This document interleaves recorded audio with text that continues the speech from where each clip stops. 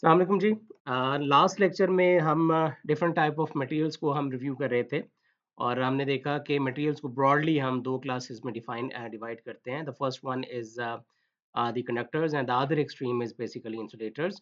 और कंडक्टर्स ऐसे मटेरियल्स हैं जहां पर आपके पास large supply of free electrons होती है, whereas insulators are the materials which have bound charges जिसमें फ्री इलेक्ट्रॉन्स की सप्लाई आपके पास नहीं होती। ठीक है, तो हम बेसिकली कंडक्टर्स और डायरेक्ट्रिक्स में इंटरेस्टेड इसलिए थे कि basically we are studying the electromagnetic wave propagation and we are now interested to study the wave propagation in different kinds of materials, जिसमें हमने देखना है कि अगर आपका एक मटेरियल कंडक्टिंग मीडियम है तो आपकी इलेक्ट्रोमैग्नेटिक वेव जो है वो किस तरह से प्रोपगेट करती है in such a conductor, whereas if on the other side if you have a dielectric material or an insulator, then how the electromagnetic wave basically propagates through that material. ठीक है, तो इससे पहले कि हम wave propagation को discuss करें, हमने बेसिकली मैथमेटिकली एक लाइन ड्रॉ की थी, एक मैथमेटिकल रिलेशनशिप देखा था ताकि हम बेसिकली ये जान सकें कि डायलैक्ट्रिक्स वो मैथमेटिकल आई मीन रेशियो क्या होगी जो कि एक कंडक्टर या डायलैक्ट्रिक के दरमियान एक बाउंड्री लाइन के तौर पे जो है वो एक्ट करती है। ठीक है, we started from the Maxwell equation जिसमें हमने एम्पियर्स लॉ को डिफाइन किया था, del cross H is equal to sigma E plus J omega epsilon ई।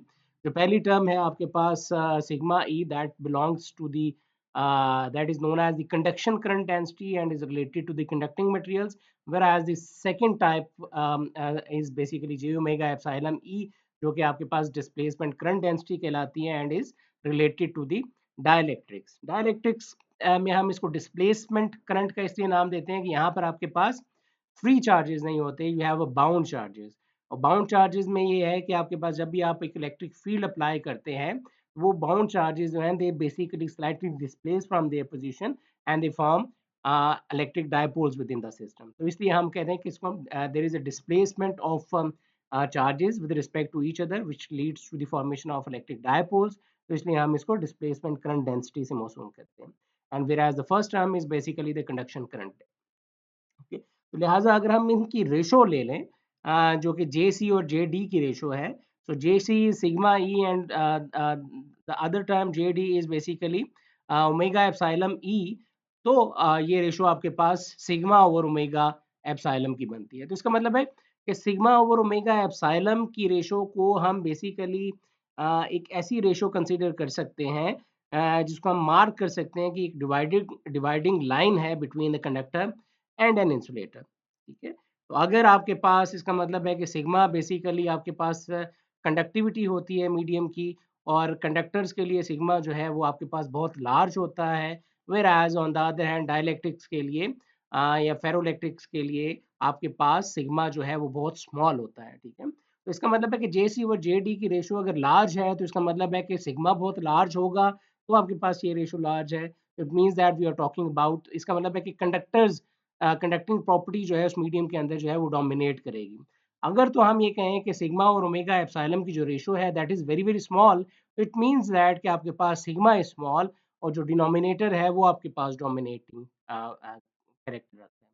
इसका मतलब है if you have sigma over omega epsilon greater than 1, then it is an indication that your material has good conducting property and you can call it as a good conductor, whereas if the ratio sigma over omega epsilon is very very small, then you can call that material as a dielectric material। तो लिहाजा हमने यही कहा कि इसका मतलब है कि सिग्मा और ओमेगा एप्सिलॉन अगर हम कहें कि it is equal to 1, then this can be considered as a mark line between the conductors and insulators। So conductors के लिए हमने देखा कि सिग्मा और ओमेगा एप्सिलॉन जो है it is greater than 1। For example for the case of copper हमने देखा था कि इस रेशो की वैल्यू जो है वो आपके पास 3.5 into 10 raised to the power 8 है, which is very large, very very large compared to 1। And similarly for the case of good dielectric हमने ये देखा कि आपके पास सिग्मा और ओमेगा एप्सिलॉन की जो रेशो है that is very very small. जैसे माइका के केस में आपके पास it is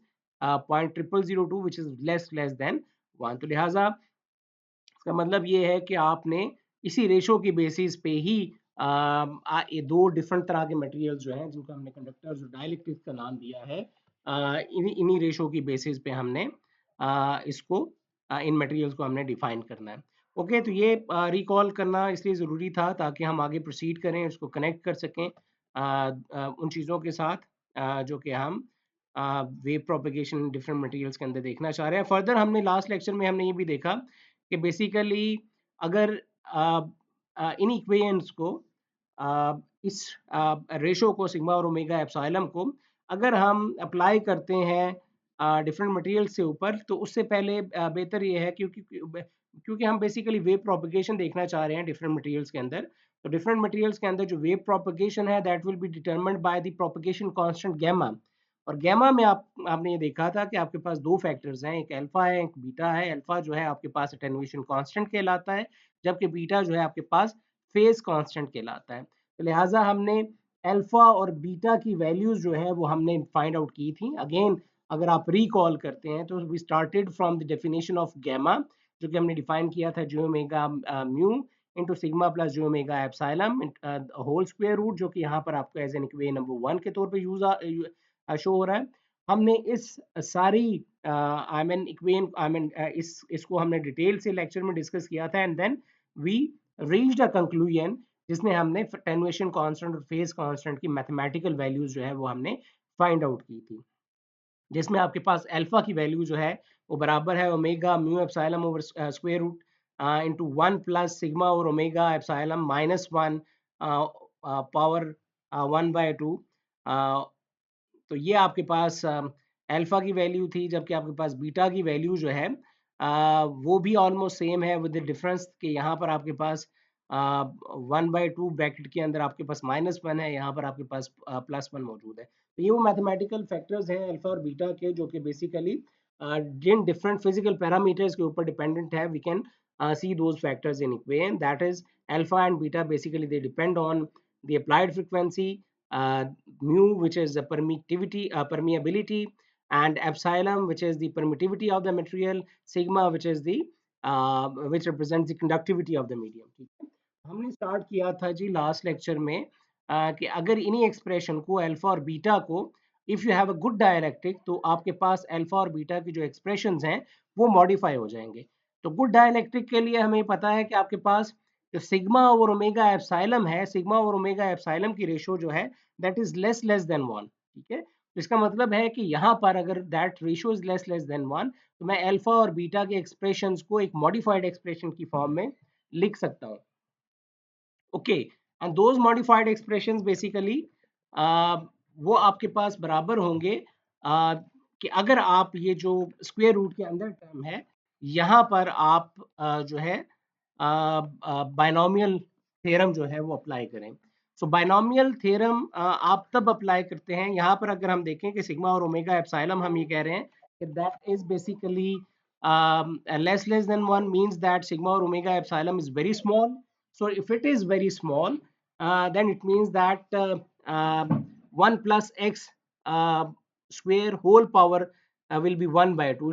So it's 1 plus x into n. So now this is basically an expression where we can apply the binomial expansion, जो कि आपके पास बराबर होता है 1 plus x power 1/2 जो है 1 plus x into n है, वो बराबर होता है 1 plus n x plus n into n plus 1 n-1 divided by 2 factorial and so on. ठीक है, तो x जो है आपके पास चूंकि I mean very very small है, तो हायर ऑर्डर टर्म्स आपके पास निगलेक्ट हो जाती हैं। ठीक है, तो लिहाजा 1 प्लस एक्स पावर n जो है वो बराबर हो जाती है 1 प्लस एन एक्स के। ठीक है, तो लिहाजा हम यहीं तक इसको रखते हैं एंड देन हमने इसी अप्रोक्सीमेशन के अंदर एक गुड डायलैक्ट्रिक के लिए हमने अल्फा और बीटा को अगेन से मॉडिफाई करके लिखा है एंड वी सी दैट कि आपके पास अल्फा जो है आई मीन ये जो टर्म है 1 प्लस सिग्मा स्क्वायर और omega square epsilon square under the binomial expansion वो बराबर हो जाएगी 1 प्लस सिग्मा और 2 omega sigma square over 2 omega square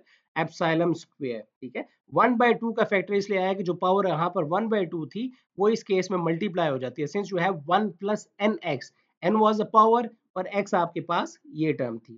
so under this binomial expansion अगर इसी को मैं दोबारा से मैं इसी अल्फा के एक्सप्रेशन में सब्स्टिट्यूट करता हूँ, then it means that you will get this term, यहाँ पर -1 आपके पास कैंसिल हो जाता है and you are left with you will get an equation which is sigma over 2 into mu और एप्सिलॉन स्क्वायर रूट. सो ये आपके पास वो अल्फा की मॉडिफाइड वैल्यू है जो कि गुड डाइलेक्ट्रिक के केस में आपके पास आती है. सिमिलरली हम इसी अप्रोक्सीमेशन के अंडर फेस कांस्टेंट जो कि आपके पास बीटा है उसकी वैल्यू जो है वो फाइंड आउट कर सकते हैं. And again you have to apply the binomial expansion, and after applying the binomial expansion you reached a conclusion that beta is equal to omega mu epsilon square root 1 plus sigma square over 8 omega square epsilon square. तो ये आपके पास वो modified expression है. किस limit के अंदर modified expression है?